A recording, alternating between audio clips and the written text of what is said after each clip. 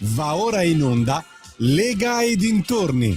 Vita delle sezioni, impegno dei cittadini sul territorio. Con Stefania Paccagnella e Marco Grimoldi.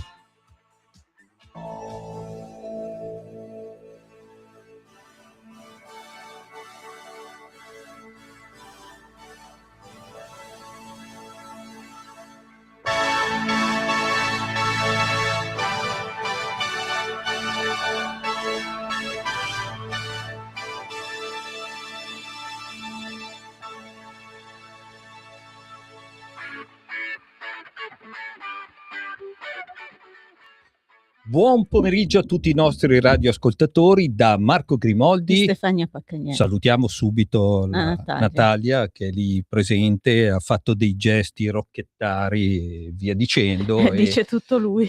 Dico tutto io. Allora, innanzitutto è una bella puntatona, Sì, dopo presentiamo il nostro però ospite. radioascoltatori oggi è carico. Sono carico. Innanzitutto vi do i numeri di telefono Sì. dove entrare in contatto con noi. 0292947222. Per quanto riguarda WhatsApp 340 670 9659.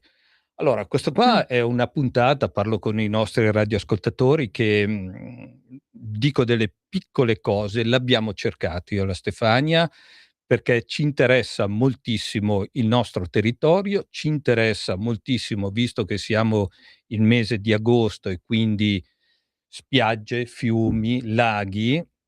Siamo andati a cercarla questa puntata, Sì, e siamo... però spero che, lo dico già da subito, spero che torni questa persona che è di fianco a noi, perché l'argomento è molto vasto. Beh, certamente, l'argomento è molto vasto e sono tantissime cose da dire su questo bellissimo, lo diciamo? Vai. Parco del Ticino. Ecco. Parco del Ticino, anch'io quando ero piccolo andavo a Sesto Calende in bicicletta con i miei soci a fare puciare i piedi, diciamo, perché nel Ticino non mi piaceva molto fare il bagno. No, io ci abito nel Parco del Ticino, Sì. vero Ismaele? Io Allora, ci presentiamo abito. il nostro ospite, che è qua a Ecco, fianco. non parliamo di noi, Beh. Vai Stefania, te lo lascio a te presentare. Il presidente Ismaele Rognoni del Parco del Ticino. Buongiorno a voi e buongiorno a tutti gli amici ascoltatori. Ecco, io colgo l'occasione per salutare anche la persona che t'ha preceduto, che è una cara amica, ed è Cristina Chiappa. Perfetto. Dopo entriamo in tante discussioni con... Tanti argomenti più che discussioni. Sì, no, perché c'è tante cose da dire, soprattutto su questo bellissimo parco. Sì. 2 parole me le lasci dire, Sì. come è nato e via dicendo, se vuoi vado anche a memoria. Allora, il Parco della Valle del Ticino è stato istituito il 9 gennaio 1974 grazie a una solenne raccolta di firme per evitare l'industrializzazione di questi bellissimi posti. Allora, il parco è stato il primo parco regionale d'Italia ed il primo parco fluviale d'Europa, nato per difendere il territorio dall'industrializzazione. Questo qua è molto importante. A Gola Secca c'è anche un piccolo presidio antico di una civiltà remota, perché lì nasce la prima civiltà di Gola Secca. Il parco del Ticino, ma soprattutto il fiume, è stato terreno anche di difesa di certe famiglie del posto, perché basta vedere a Sommalombardo che c'è il castello, basta andare a vedere a Bentivoglio, perché purtroppo l'acqua era la materia prima in quel periodo lì. E non dimentichiamo anche il grande Leonardo da Vinci, il quale voleva arrivare dal parco fino al mare con le varie sistemi che lui stava sperimentando. Dove nasce il Ticino? Il Ticino nasce in Svizzera, nella valle, adesso qua devo leggerlo perché non me lo ricordo, dalle Lepontine, dalle Alpi Lepontine e dal passo della Novena. È a circa 2480 metri di quota. C'è un'altra struttura del Ticino che nasce dal San Gottardo, poi entrano dentro nel lago Maggiore, fuoriesce l'acqua, il Ticino, e va a finire nel Po a Pavia più o meno. il fiume è lungo circa 248 chilometri. Bene.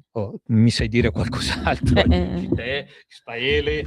Ma allora hai già detto tutto tu ampiamente, hai descritto non solo l'aspetto morfologico del fiume, ma anche la parte storica. Il Parco del Ticino, come dicevate, è infatti il parco fluviale più grande d'Europa. Considerate che ha 92.000 ettari, di cui più della metà, più di 50.000, sono suolo agricolo.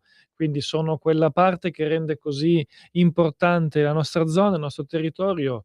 Io arrivo da Vigevano, quindi siamo in piena Lomellina con le risaie, quindi con la produzione delle persone che hanno portato avanti questo intero territorio con la fatica, col sudore, con l'essere impegnati H24 per riuscire a farci portare sulle nostre tavole il cibo di cui ci sfamiamo.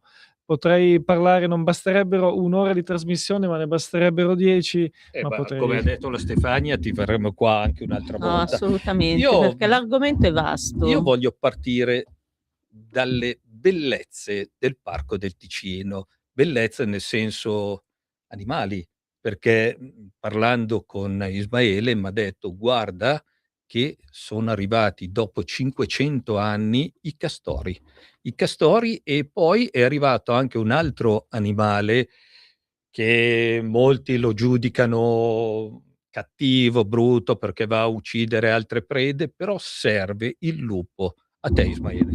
Sì, allora il castoro diciamo che è stato il ritorno più importante dopo 500 anni, abbiamo rivisto una presenza stabile nella, diciamo zona centro-nord del territorio del parco del castoro, che è sceso dalle valli svizzere ed si è insediato nuovamente nel nostro territorio. Questo è dovuto in via principale per il cambiamento climatico, che comunque ha creato positivamente, in questo caso, le condizioni di vita dove possa vivere il castoro, e quindi è stato veramente una scoperta eccezionale, e lo chiamano l'ingegnere idraulico, l'ingegnere del fiume, perché lui appunto, proprio con la sua attività, sappiamo tutti il castoro di cosa si occupa e ha questo appellativo così simpatico.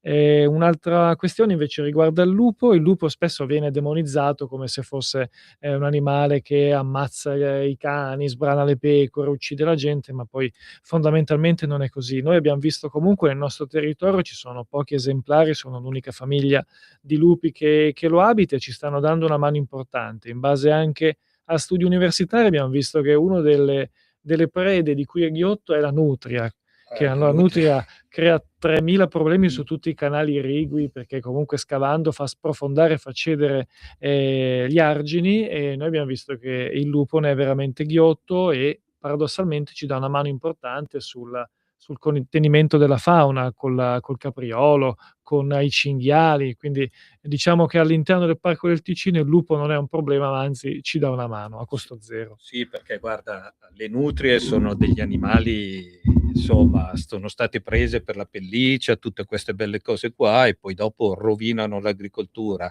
L'altro problema, l'hai detto appena te adesso, i cinghiali. I cinghiali è un altro grosso, grosso problema, perché anche loro sono degli scavatori, ti rovinano tutte le coltivazioni, e purtroppo, per fortuna che c'è il lupo adesso. Sì, diciamo che sul tema del cinghiale infatti abbiamo lottato in maniera molto, molto importante sul tema della peste suina africana. Il nostro territorio comunque era una zona rossa, purtroppo il tema della PSA sappiamo che ha portato anche tante aziende agricole a dover chiudere, perché bastava un capo infetto e veniva ordinato l'abbattimento di Mh-mh. tutti i maiali. Non sono successe all'interno del territorio del parco, ma in zone fuori da esso. Ecco, quindi a distanza di più di 1 anno che non abbiamo più avuto casi infetti, e il nostro territorio non è più in zona rossa, è stato declassificato, e quindi, certe restrizioni si possono anche rimuovere. E io voglio ringraziare non solo i guardiaparco dell'ente, ma anche tutti gli operatori faunistici volontari, quasi un'ottantina, ci hanno dato una mano veramente importante, come l'esercito, che anche l'esercito ha contribuito sul recupero appunto delle carcasse di cinghiale. Diciamo che c'è stato veramente un gioco di squadra coordinato dal commissario, e siamo riusciti anche in questo importante traguardo. Ok, allora io ti pongo un'altra domanda, sempre se sto Vai. portando via le domande. Fa caldo, il fiume è bellissimo, andiamo a fare il giro al parco, andiamo a fare anche il bagno, però poi che cosa troviamo? Perché io ho visto dei tuoi filmati dove, insomma, sporcizia, plastica buttata lì, che poi, attenzione, uno lascia lì la spazzatura, arrivano animali, volpi, volpine, tutte queste cose qua. C'è maleducazione in questo parco? È ovvio che non si può controllarlo dall'inizio fino alla fine, però i cestini, ho fatto un giro sul tuo parco, il parco tuo, mio, di tutti noi, ma ci sono i cestini dove mettere dentro la roba e vedo plastica buttata lì, vetri, tutto rotto. Per non parlare, e questo qua è una cosa molto grave, la grigliata, facciamo la grigliata in mezzo al bosco e poi cosa succede? Ma allora io, mi sono insediato ad ottobre fino a ottobre 2024. Quando è iniziata la stagione estiva, chiamiamola, della fruizione delle spiagge del Ticino, io ho assistito a una situazione comunque veramente pesante e problematica, perché non solo c'era un'errata fruizione della spiaggia, comunque sembrava di, trovarsi in una terra selvaggia, ma soprattutto il problema più grande che poi impattava era quello dell'abbandono dei rifiuti. Mi ricordo ancora quando abbiamo dovuto fare un'operazione importante su Vigevano, anche se il ritiro dei rifiuti presenti sul gretto del fiume non è di competenza dell'ente parco, ma del comune di cui fa parte, però, noi abbiamo trovato su Vigevano 2000 chili di rifiuti abbandonati sotto la zona del nuovo Tanta ponte. roba. Infatti ci siamo rimboccati le maniche, mi son messo anche io lì con la paletta a raccogliere rifiuti. Siamo riusciti comunque a ripulire l'area, abbiamo attenzionato altre zone del parco, però io poi mi son chiesto: "Signori, non è possibile continuare a non siamo noi i netturbini a ripulire i rifiuti che abbandona della gente incivile, che non è in grado non solo di frequentare una zona, ma anche di mantenerla tale." Cioè io non andrei mai a fare la grigliata giù al Ticino in mezzo a una valanga di rifiuti, mi farebbe anche schifo, no, si può anche Insomma, dire che farebbe anche un po' schifo.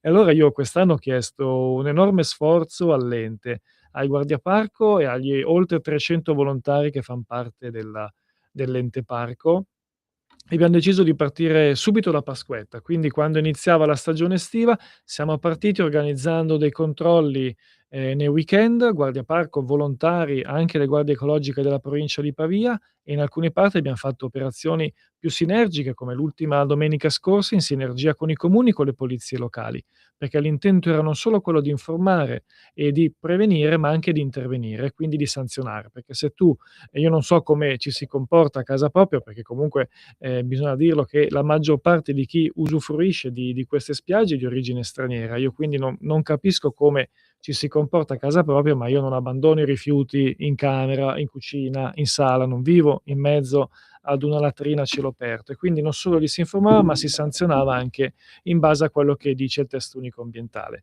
Sono oltre 300 le sanzioni che ad oggi abbiam fatto, e io vi posso dire che comunque la situazione sulle spiagge principali frequentate non è come quella dell'anno scorso, non è come quello che continuava da circa 20 anni. Quindi diciamo che l'impatto è stato molto efficace. Io ringrazio tutti i collaboratori, i dipendenti e volontari dell'ente che stanno e stiamo ancora continuando con queste operazioni importanti.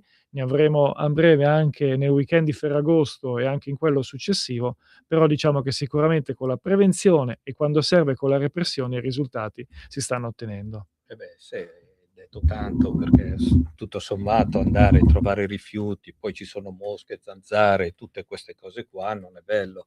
Io so che la regione Lombardia organizza, mi sembra, una volta all'anno, puliamo lo spazio verde. Una volta all'anno è troppo poco. Cioè, non si potrebbe fare un qualcosa in più, magari, volontari che arrivano e danno una mano, istituire delle giornate, non so, una volta al mese. È ovvio che tu adesso mi dici: "È lungo il parco, non è che è soltanto uno spazio di decine di metri, sono chilometri, chilometri, chilometri". Ma diciamo che le giornate del verde pulito, appunto, che dicevi tu, che son quelle poi è Regione Lombardia che annualmente decide, quali giornate istituire. Ci sono molti comuni che si attivano e quindi in sinergia anche con l'ente parco vengono organizzate giornate dedicate dove sono coinvolte associazioni, studenti, ragazzi, chiunque, anche normali cittadini privati che tengono al proprio territorio, quello di mettersi in prima linea per ripulirlo e comunque per dare una maggior pulizia delle zone che poi diventano magari un ricettacolo di rifiuti abbandonati. Da parte nostra c'è sicuramente tanta disponibilità, quindi io colgo anche l'occasione oggi qui su Radio Libertà di appellarmi ai vari sindaci, alle varie amministrazioni comunali, sono 47 i comuni che fan parte del Parco del Ticino, che sicuramente si possono fare giornate importanti. Noi ad esempio abbiamo programmato un appuntamento ormai annuale che si chiama Dialoghi al crepuscolo, perché sono delle serate serali aperte a tutta la cittadinanza, richieste dai comuni, dove noi mettiamo a disposizione i nostri responsabili, i nostri funzionari, i nostri volontari per raccontare che cosa prevede la normativa ambientale, che cosa fa il parco su queste tematiche, quindi per dare proprio un'informazione non solo giuridico-amministrativa, ma anche poi pratica. Anche ad esempio si parla di funghi, si parla del piano di coordinamento del parco, cioè si informa anche la cittadinanza di quello che è il parco e di cosa si può fare anche in materia ambientale. Quindi da parte mia, sempre compatibilmente con il personale a disposizione, perché penso che tutti abbiamo avuto esperienze qui nelle pubbliche amministrazioni, sappiamo che tutti siamo con l'acqua alla gola anche a livello di personale, però da parte nostra c'è sicuramente la massima volontà di mettersi a disposizione del territorio. Le scuole ti danno una mano? Cioè, nel senso, vengono a vedere, sono invogliate a vedere il parco, perché so che organizzate anche delle spiegazioni, vedere le stelle, a vedere i fiumi, a vedere il fiume, a vedere i pesci, a vedere queste cose qua, ma ti danno anche una mano: "Puliamo il bosco", perché io ho sentito alcuni sindaci che si sono seduti qua a fianco, che organizzano anche loro la giornata della pulizia del loro paese, del loro bosco e via dicendo. Hai possibilità con le scuole di riuscire a portare, non dico manovalanza, ma spiegare e anche far vedere a gente giovane, ragazzi, che sporcare non va bene, perché poi dopo ce lo troviamo sul gobbone. Noi abbiamo in essere tante attività di educazione ambientale verso le scuole. Sono giornate organizzate o da plessi scolastici o da protocolli che abbiamo, da anni ormai attivi o da iniziative dei comuni. Diciamo che, già quello che percepiamo è che i ragazzi, i bambini d'oggigiorno hanno una predisposizione naturale per il rispetto dell'ambiente e per l'amore della natura, quindi diventa anche più facile riuscire a trasmettere i valori di cui si fa proprio il parco. Sono giornate molto interessanti, sono progetti che parlano anche dei progetti LIFE che abbiamo attualmente in essere. Ad esempio c'è un progetto LIFE che si chiama Life Restore, dove noi stiamo cercando, con un finanziamento importante dell'Unione Europea, in collaborazione con università, con altre associazioni, ci sono tante partnership, è volto alla salvaguardia e al ripopolamento dello storione cobice, che era un animale, come diceva anche Brera, è tipico del Ticino. Noi stiamo cercando non solo di salvarlo, ma anche di riuscire a proteggerlo, a farlo riprodurre. Presso il centro parco La Fagiana Magenta, Magenta è la sede del parco. Se noi ci addentriamo all'interno del parco naturale, troviamo questa magnifica struttura che una volta si chiamava La Fagiana, non perché il presidente è impazzito e ha scelto un nome bizzarro da dare, si chiamava La Fagiana perché una volta era un'antica riserva di caccia e quindi ha ereditato poi il nome da ciò che si cacciava. Abbiamo un incubatorio ittico, un incubatorio dove alleviamo gli storioni, ma non solo, ci sono anche trote, ci sono tanti esemplari di pesci che cerchiamo di allevare. Dall'incubatorio poi si arriva fino allo storione adulto e quindi poi va avanti questo progetto di salvaguardia di una specie in via d'estinzione. Diciamo che i ragazzi apprezzano, amano molto questa particolarità, anche perché poi vedi veramente lo storione che nasce da un piccolo ovetto e poi diventa una bestia da 20-30 chili. Eh beh, insomma, sono belle cose quelle che state portando avanti. Come diciamo che ne sa più la Stefania e te la porrà lei questa domanda, so che avete anche dentro nel Parco del Ticino delle unità di salvaguardia, di aiuto per animali che magari sono feriti. passo tutta la palla alla Stefania. No, io volevo mettere un attimino ordine, nel senso che non abbiam detto che il Ticino si snoda intorno alle 3 province, che sono quella di Varese, quella di Milano e quella di Pavia. Quindi è un territorio molto vasto e Ismaele diciamo che sta correndo un bel po' in questo periodo, perché comunque penso che, gli impegni siano tanti e siano anche gravosi per tenere in ordine un parco.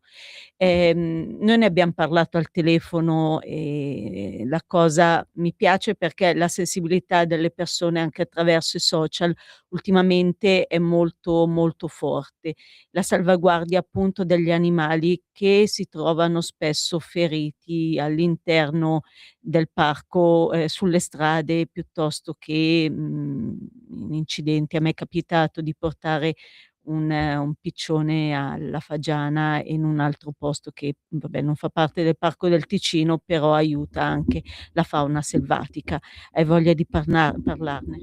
Allora, innanzitutto io dico che, ti ringrazio anche dell'aver riconosciuto l'impegno, ma io alla fine sono uomo della Lega. Io nel '96 con mamma e papà ero sul Po a soli 4 anni, quindi diciamo che l'amore non solo per il territorio, ma quella di essere presente fisicamente è il mio modo di far politica. Io non rimarrei mai barricato nel mio ufficio, chiuso fra le 4 mura del fortino, ma bisogna stare sul territorio perché è stando sul territorio che si riescono a raccogliere i problemi delle persone. E si impara tanto anche Sì, sul è territorio. fondamentale, il confronto con la gente è fondamentale e dovrebbero farlo in tanti così. E per quanto dicevi anche tu, sì, noi abbiamo, all'interno di una struttura di proprietà del parco, sempre in zona La Fagiana, quindi siamo a Magenta, il centro di recupero della fauna selvatica gestito dalla LIPU. La LIPU svolge un ruolo fondamentale importante su questo tema. La coordinatrice Stefania Pulici, ma tutti i volontari che poi danno una mano, volontariamente, quindi appunto per proprio spirito, personale di amore, nel recupero degli animali. Abbiamo avuto la fortuna di far venire anche televisioni nazionali che raccontassero, quello che avviene presso il centro della Lipo di Magenta. Recentemente è venuto in visita al parco il generale Sepe, il generale comandante dell'esercito in regione Lombardia. Abbiamo avuto modo di far vedere anche a lui quello che viene fatto, perché è giusto anche diffondere, comunicare, perché se una persona trova un animale ferito sa dove portarlo e sicuramente lì il livello è eccellente e diciamo che, si riescono a salvare tanti animali. Recentemente purtroppo, stiamo vedendo comunque col cambiamento climatico abbiamo avuto delle forti, non dico trombe d'aria, ma, ci son stati momenti di un vento ad alta intensità, è caduto un albero che ha rotto una voliera e quindi con i nostri volontari, abbiamo dato massima disponibilità appunto con i volontari del corpo, del Parco del Ticino siamo riusciti a rimuovere il ramo e ridare piena stabilità anche alla voliera. Quindi c'è veramente una sinergia anche a dimostrazione di quanto per noi sia importante, quindi non essendo comunque, come dire, competenza o direttamente gestito dall'ente parco, noi come al solito ci siamo e diamo più che volentieri una mano. Parlando di cifre, il Regno Animale conta più o meno, 3200 specie all'interno proprio del territorio e quindi diciamo che è una cifra importante, perché ho notato anche che c'è stato, tu parlavi di storioni, ma anche un ripopolamento dell'arborella, giusto? Borella, mitico. Sì, no, infatti, proprio tornando appunto sull'amore al territorio, io quando son venuto a conoscenza appunto che c'era questo protocollo importante con le università, con Capo Holding, quindi con altri enti di cui noi poi abbiamo dato solamente un importante, ma un supporto, diciamo che siamo riusciti a reintrodurre, nell'ambiente 2000 arborelle. Quindi il pesce che, mi raccontava mio nonno quando andavamo a pescare tanti anni fa, è bello riuscire a, come dire, a salvaguardare il territorio e portare avanti anche quei momenti o quegli animali che c'erano un tempo e che si riesce comunque a difenderli nonostante i 3000 problemi che riguardano il fiume. E poi so di un'altra cosa, che c'è stato appunto problemi per quanto riguarda trombe d'arie e credo che Regione Lombardia abbia messo lì una consistente cifra per rimpopolare i boschi. Allora, diciamo che, nel 2024 2023 scusate, abbiamo avuto il ciclone Epopeà che si è abbattuto sulle zone di Vigevano, Castelnuovo, Ozzero e Abbiategrasso. Noi abbiamo avuto 1400 ettari di bosco, la maggior parte di proprietà privata, ma non importa, 1400 ettari di bosco completamente rasi al suolo. Questo è stato un danno enorme perché ha distrutto un patrimonio unico del parco.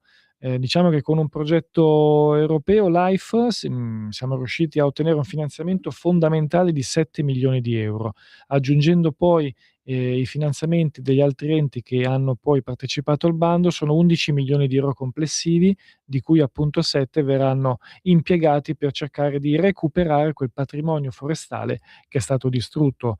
Un finanziamento di questa portata con questo indirizzo non è mai accaduto in oltre 50 anni di storia del parco. Quindi diciamo che sarà un progetto innovativo dove collaborano anche 4 università, proprio per vedere non solo quali possono essere le tecniche migliori di recupero forestale, ma quello di far ripristinare un'area che è stata letteralmente rasa al suolo. Guarda, mi piace tantissimo starti ad ascoltare e spero che verrai anche un'altra volta perché ne abbiamo altri argomenti da parlare e via dicendo. È bello avere quella sinergia tra università, volontari, e soprattutto mettere in evidenza il parco, perché il parco è un bene di tutti, è un bene di tutti che va curato, va portato avanti e va lasciato ai bambini che vengono lì con le scuole, va lasciato pian piano e con tutti questi begli animali che stanno pian piano arrivando.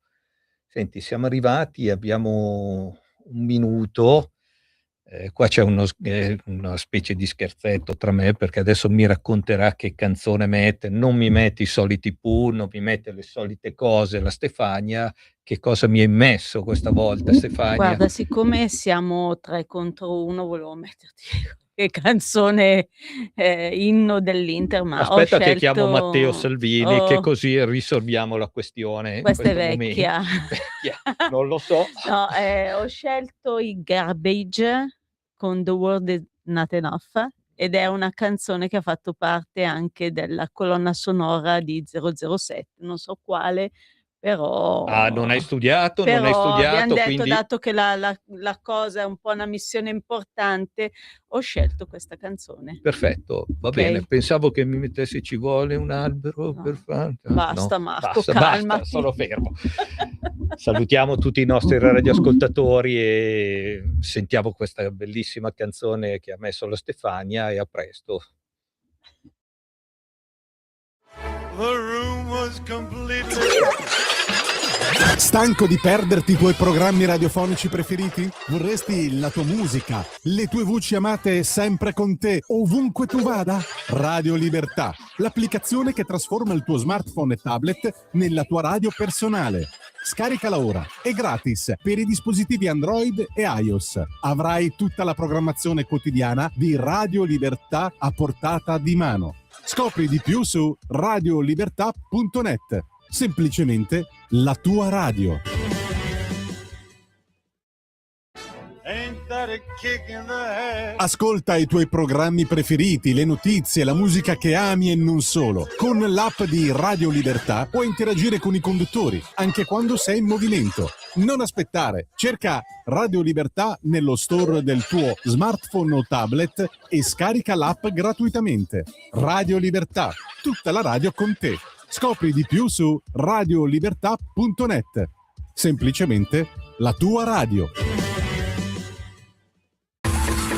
Ehi tu, non trovi più il segnale di Radio Libertà sulla tua radio DAB? Non disperarti, risintonizza. Sì, ma come? È facile, tasto menu, poi scegli il tasto corrispondente alla ricerca automatica dei canali, attendi qualche minuto e tutte le stazioni DAB della tua zona saranno disponibili.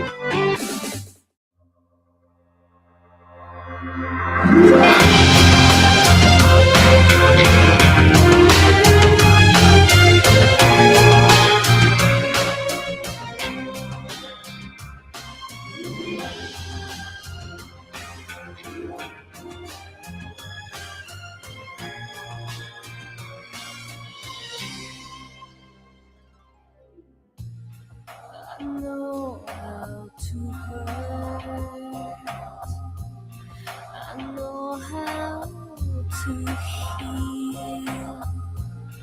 I know what to show, what to conceal.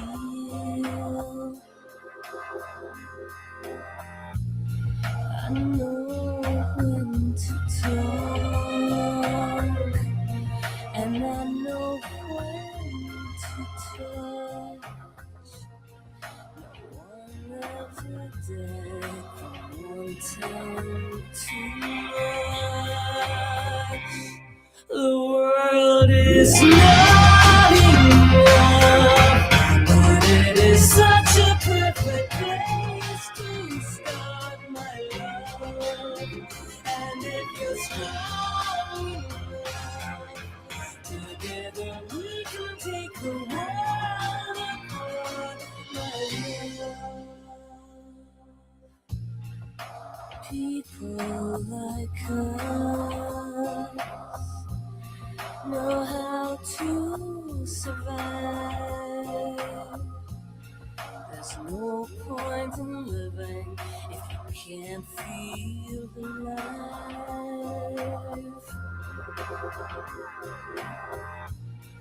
We know when to kiss, and we know when to kill. If we can't have it all, and nobody will. The world is not enough. Sì, me la ricordo questa canzone vagamente, bellissima, stupenda. I tuoi sono gusti anziani. Forever Young, dico sempre, dai, Forever Young, arriverai anche te in questa fase, poi dopo Se sono vediamo. fortunata, sì. Ma dai, Stefania, dai, ci mancherebbe. Dai, andiamo oltre, non perdiamoci in chiacchiere, forza. Sì, non perdiamoci in chiacchiere perché voglio sentire soprattutto Infatti. Ismaele che parla tantissimo di queste cose qua che sono interessanti perché, come ho detto prima, il Ticino è vita. Il Ticino è vita, io ci abito, la mia sezione Turbigo, Nosate e Robecchetto con Induno, quindi 3 comuni all'interno del Parco del Ticino e quindi sono molto interessata a questo tema.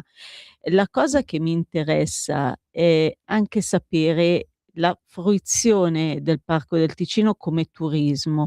Io ho letto che ci sono 750 chilometri di percorsi ciclopedonali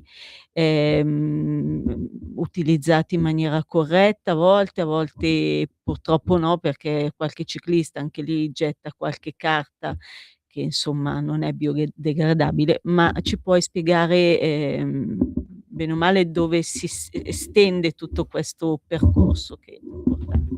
Allora, innanzitutto mi son preso bene con la canzone di 007, quindi devo un attimo abbassare l'ego perché sennò mi immedesimo già in James Bond e non è un brutto paragone.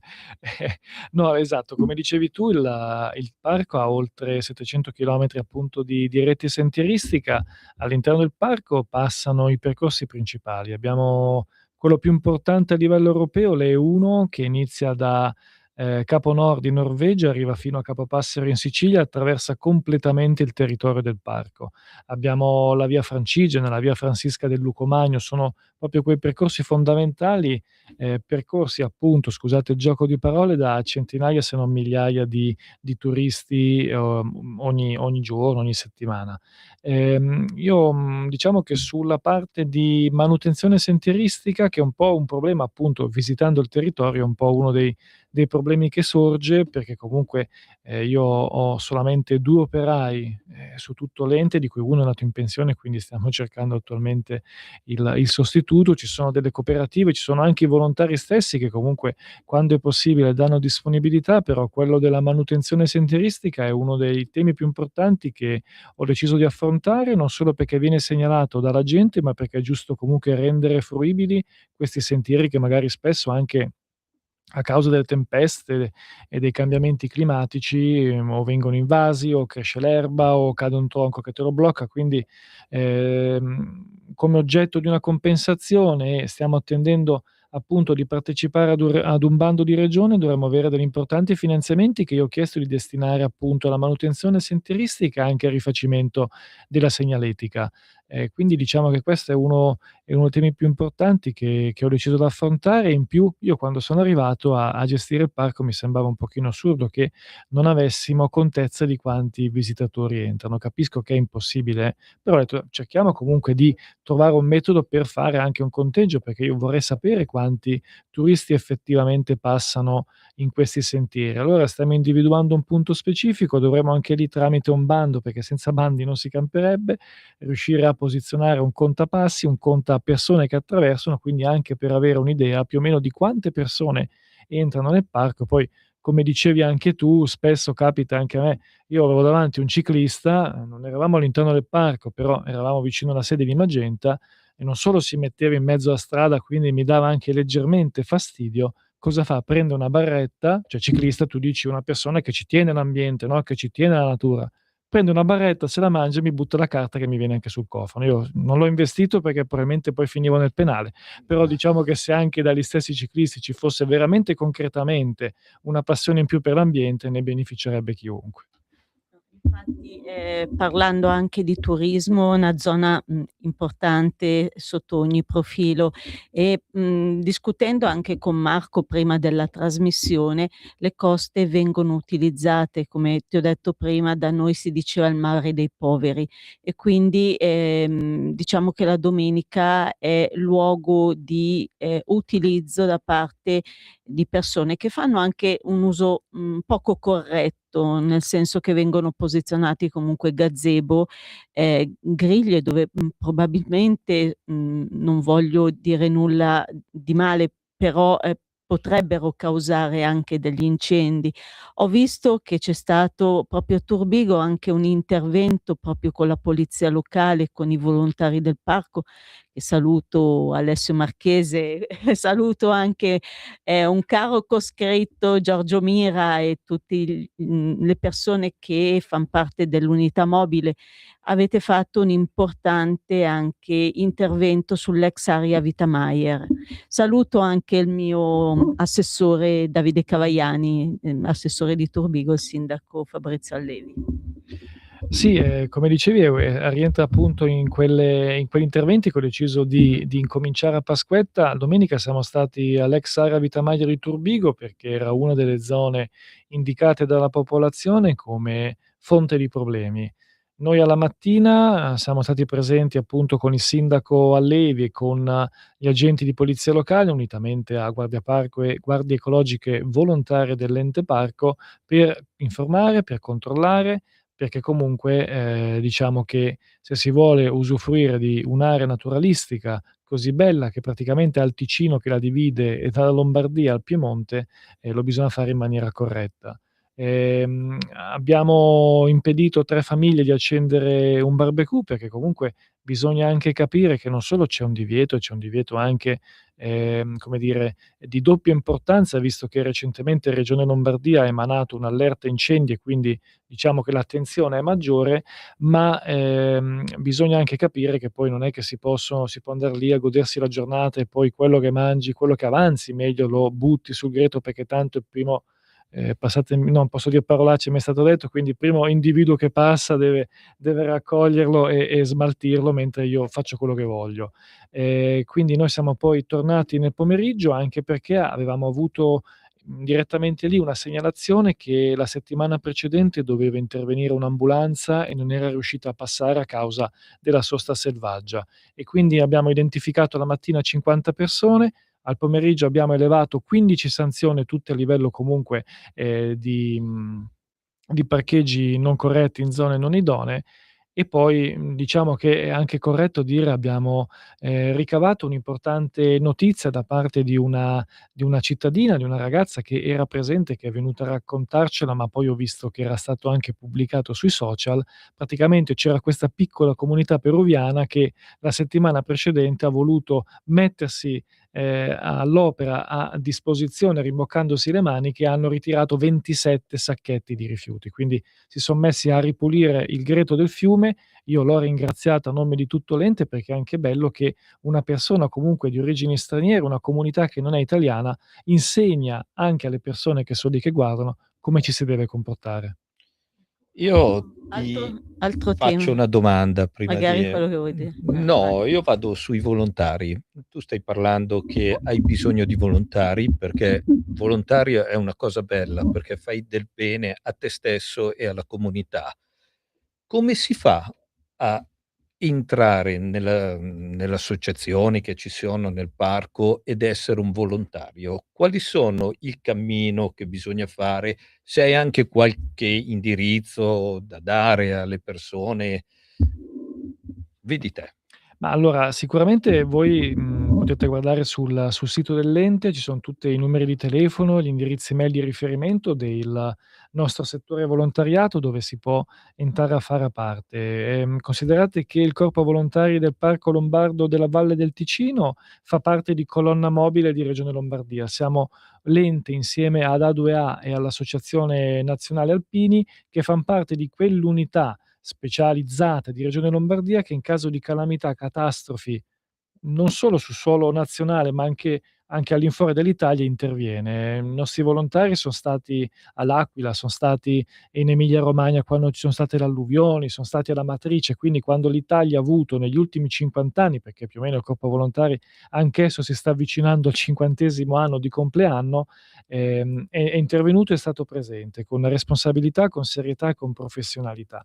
Quindi per entrare all'interno del corpo volontari ben venga, abbiam bisogno di persone che abbiano a cuore il territorio e voglia di mettersi in gioco. Io, ci tengo sempre a ringraziare i volontari, ma in generale per quello che fanno, ma non per retorica politica, perché uno è un politico e quindi allora deve dire certe cose, ma perché veramente apprezzo, il fatto di mettersi a disposizione, mettersi a rischio per un'altra persona. Io penso che questo sia forse il moto più importante dell'essere umano, di quell'umanità che forse a livello globale stiamo un po' perdendo in questi anni e io ci tengo sempre a ringraziare i volontari per tutto quello che fanno volontariamente, quindi anche a livello gratuito. Sì, Questo non bisogna mai a me sottovalutarlo. piace quello che hai detto perché, volontario il discorso politico non c'entra niente, perché tu stai facendo un bene a Certo. te stesso e alla comunità. Di politica c'è poco, quello che voglio dire.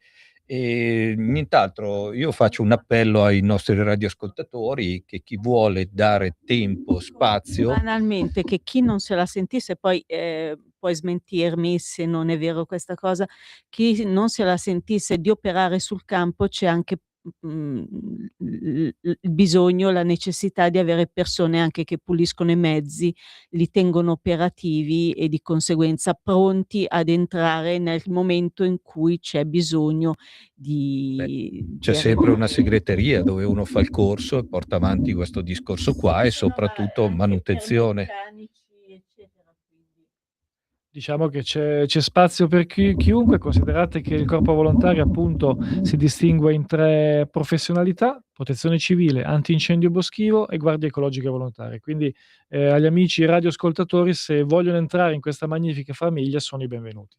Stefania, c'è una telefonata, sentiamo chi ci sta chiamando. Pronto? Sì, buonasera a tutti, Lisetta. Io ho Ciao appena Li acceso la radio, spero di non ripetere quello che ha detto il signore, perché sennò Ciao facciamo... Lisetta, è da tanto che non ci sentivamo.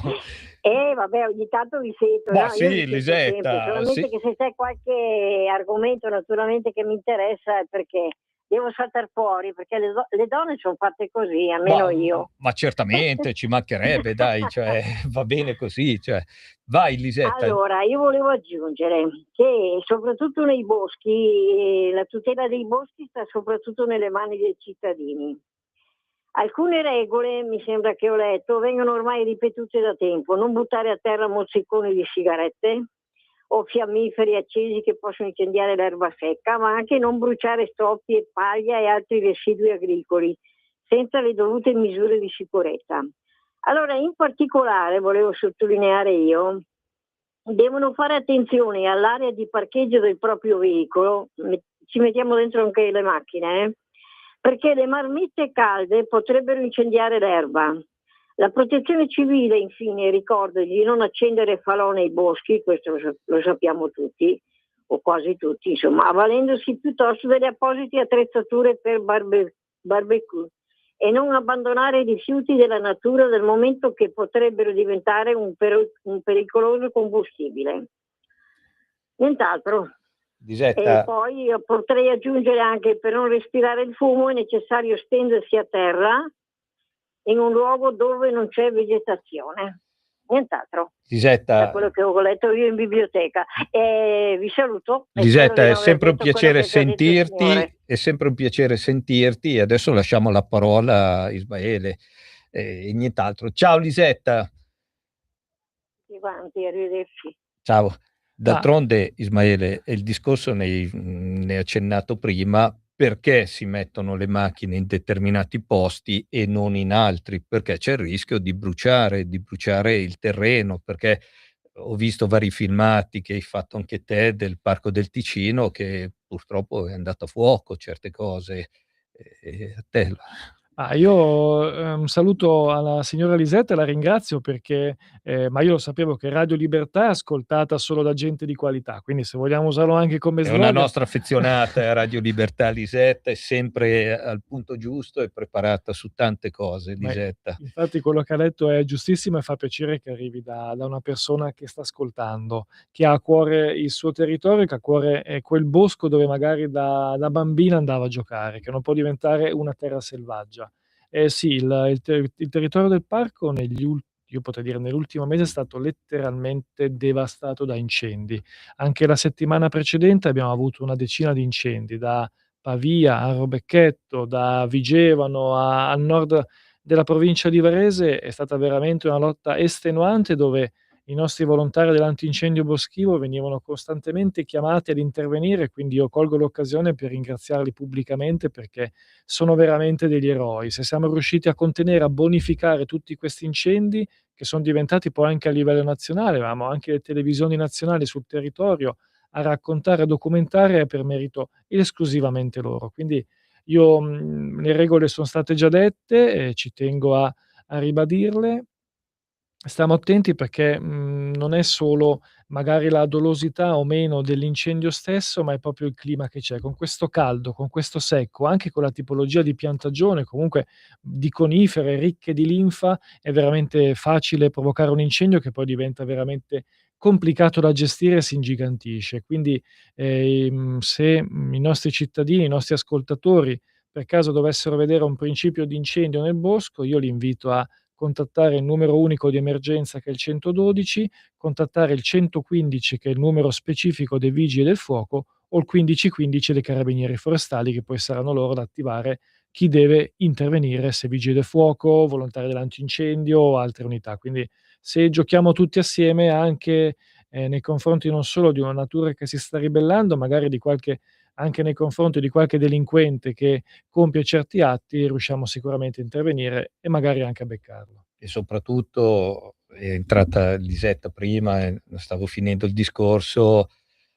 ragazzi che siete al telefono, ci sentite via radio, volontariato è poco, tanto, però il Parco Ticino ne ha bisogno perché si possono anche preparare, perché io credo che tutti i volontari professionalmente hanno una loro professione, nel senso che sono istruiti, sanno benissimo che cosa avere, i propri dispositivi di protezione individuale, sanno avere tutte queste cose qua, ma soprattutto non mettiamo a rischio la loro vita, ma soprattutto le vite di tutti gli uccellini, di tutti gli animali, di tutti i piccoli che purtroppo il fuoco quando è appiccato brucia e fermarlo è un gran casino. Scusate la termine della parola, però poi c'è da bonificare il tutto, c'è da risistemare il tutto e sono altri soldini per un mozzicone buttato, per uno che parcheggia male la macchina e non si accorge che la marmitta tocca, scalda i freni. Queste sono delle brutte cose, delle brutte esigenze che le persone hanno, perché loro piace arrivare lì, butta la macchina e poi vai. Non è così, la vita non è fatta in questa maniera. No, assolutamente, io ti ringrazio per le belle parole. Noi siamo veramente aperti a tutte le persone di buona volontà che vogliono entrare nel sistema del corpo volontario dell'ente parco. Siamo stati anche recentemente premiati da Regione Lombardia, perché poi il parco ha dato una mano anche nelle Olimpiadi Milano Cortina, è stato uno degli enti che ha fatto parte di è stato un ingranaggio di una grande macchina che ha reso l'Italia eccellente nel mondo. Io stesso sono andato in giorno di febbraio, penso l'unico in cui abbia nevicato e quindi siamo arrivati con la tormenta di neve dopo Livigno, a Morbegno. Siamo andati in visita non solo al quartier generale di regione, ma anche nei vari campi base dove erano dislocati i volontari di protezione civile, proprio perché a me piace esserci, piace portare un abbraccio, un saluto a persone che erano lì a prendersi il freddo per tutta la giornata, magari e per fortuna non dovendo mai intervenire, perché vuol dire che l'emergenza non c'era, però è stato veramente gratificante anche documentare il loro lavoro che spesso passa in sordina, ma se le Olimpiadi, in questo caso Milano Cortina, sono state un'eccellenza è anche per quelle migliaia di volontari che hanno gratuitamente dato disponibilità, si son messi a far sì che quella macchina fosse perfetta. Questa diciamo che è una puntata, conoscitiva, almeno per quanto mi riguarda, poi ne seguiranno altre spero. Domanda banale, però quali sono le tue sfide future? Ma allora, ve ne direi 2. Una è quella di rendere, l'ente parco di dargli una sua forte istituzionalità. Non deve esser l'ente che crea problemi, non deve esser l'ente che blocca, deve esser l'ente che dialoga e deve essere anche l'ente che se un qualcosa non si può fare spiega perché non si può fare, perché spesso si blocca una pratica e il cittadino non capisce il perché. No, noi spieghiamo anche le motivazioni, siamo lì aperti ad ascoltare, siamo aperti a consigliare, quindi sicuramente un ente che abbia la sua importanza nei confronti dei cittadini e anche nei confronti delle altre istituzioni. Quindi un maggior dialogo con i sindaci che fan parte e non solo del territorio, un dialogo con le provinci, un fondamentale dialogo costruttivo con Regione Lombardia che non può essere un nemico, ma deve essere la mamma del parco. Quindi io spesso incontro gli assessori regionali, il presidente Fontana è venuto in visita, per la prima volta nel suo mandato al parco, perché è importante anche, far vedere che c'è un territorio immenso che si mette a disposizione per tutelare da una parte un ecosistema, ma dall'altra anche comprendere le esigenze che arrivano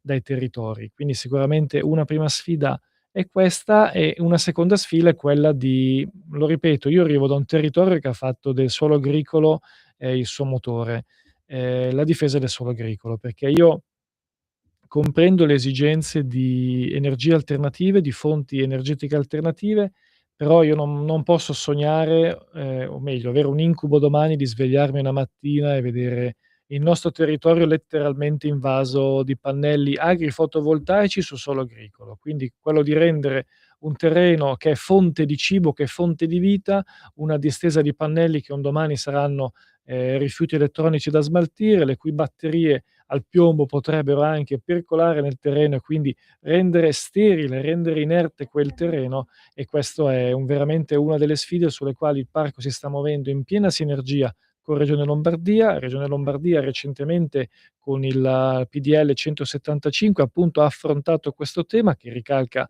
perfettamente le esigenze che abbiamo anche noi come ente parco, che hanno anche i nostri comuni, e quindi sicuramente la seconda sfida è quella di riuscire a sensibilizzare dicendo che se vogliamo l'energia alternativa dal sole che è fonte di vita, non andiamo a togliere la vita da altre parti, ma usiamo magari i tetti, usiamo i parcheggi, usiamo le aree cementificate dismesse, le aree industriali non più utilizzate, usiamo un qualcosa che non toglie, usiamo un qualcosa che aggiunge.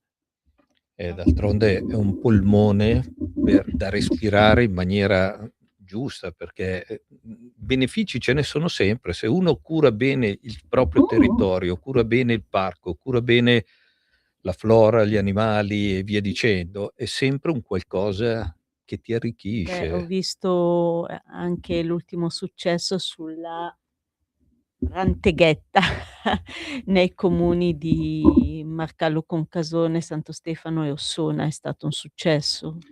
Sì, perché il progetto di fotovoltaico Ranteghetta sarebbe veramente stata una devastazione del suolo. Non so se era 120.000 ettari, adesso non voglio sparare un numero a caso, ma era veramente una copertura di pannelli fotovoltaici che distruggevano 3 comuni, che poi alla fine l'impianto fotovoltaico era più grande di Santo Stefano Ticino.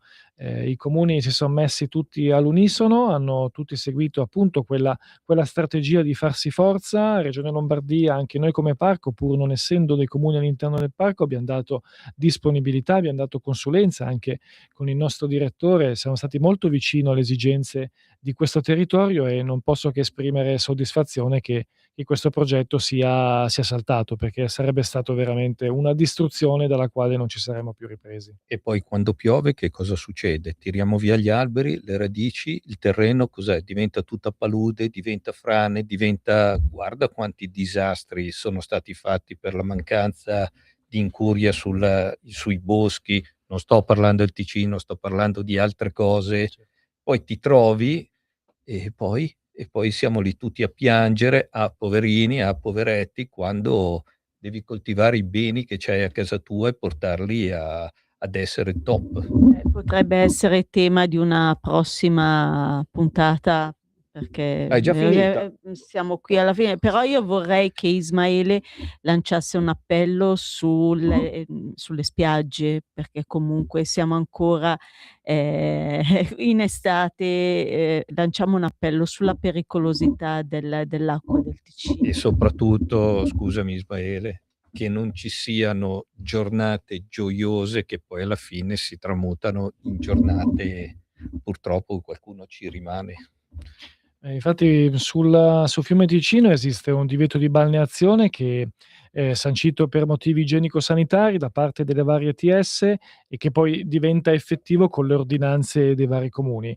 Però io mi sento anche di dire che non è solo l'aspetto igienico-sanitario, ma anche l'aspetto di pericolosità, perché tutti abbiamo avuto i nostri nonni che ci dicevano: attenti perché il fiume Ticino è pericoloso, attenti perché ci sono i mulinelli. Cioè, lo sappiamo tutti che è proprio per il suo aspetto morfologico è un pericolo, anche il miglior nuotatore esperto potrebbe avere difficoltà. Quindi l'appello è: cercate refrigerio, ma non fate il bagno nel Ticino, che è pericoloso. Purtroppo quest'anno i morti sono già 4, l'anno scorso sono stati 7 morti, quindi stiamo veramente attenti per far sì che, appunto, come dicevi, una giornata felice non diventi poi una giornata triste. Ismaele, siamo arrivati alla fine, è passato velocemente questo, e come dice la Stefania ti vorremmo qua ancora prossimamente, parliamo del parco d'inverno com'è, come è messo e via dicendo. Se vuoi dire qualcos'altro, manca 30 secondi e poi salutiamo tutti i nostri radioascoltatori. No, l'unica cosa che dico per chiudere è: viva la Lega, ci vediamo a Pontida. Perfetto, va bene, ci vediamo tutti a Pontida. Stefania, ci vediamo prossimamente. Sì, la promessa gliel'abbiamo strappata e niente, bene. Magari c'è Bella la casetta nel bosco sul Ticino d'inverno che arriva Babbo Natale, arriva i No, gnomi, io gli cioè lancerò un'idea finito questo, sì. va benissimo. Vabbè. Salutiamo tutti i nostri radioascoltatori, saluto Natalia che mercoledì prossimo non la vedo perché è in ferie. Neanche me. Neanche te ti No. vedo. Allora son qua da solo, ragazzi, Ecco. mettiamo tutto pu. Vabbè, In bocca al saluto lupo. tutti i nostri radioascoltatori, grazie di essere stati con noi e al prossimo mercoledì. Certo, ciao. Ciao. Avete ascoltato Lega e